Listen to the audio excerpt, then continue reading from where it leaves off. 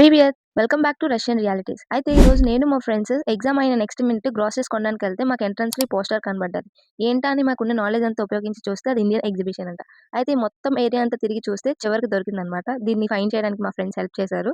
So, ఇదే Indian exhibition. So, దీన్ని చూసిన ఎక్సైట్‌మెంట్‌లో నేను మా ఫ్రెండ్స్ లోపలికి ఎంటర్ అయిపోయాం. సో, చూడగానే షాక్ అనమాట. ఇన్నున్నాయా మన ఇండియాకి సంబంధించినవి అని.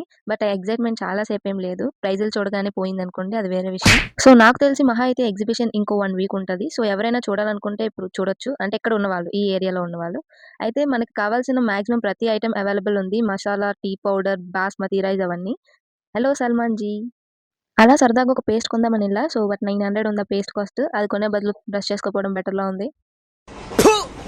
మందరిని చూసి ఆమె మేమేదో కొంటామని పాపం మాకిది డెమో చూపించారు. బట్ మేము చదువుతున్న చదువుకి ఇలాంటి తరపిలేం వర్కౌట్ అవ్వదని ఆమెకు తెలీదనుకుంటా. So, thanks for watching. By.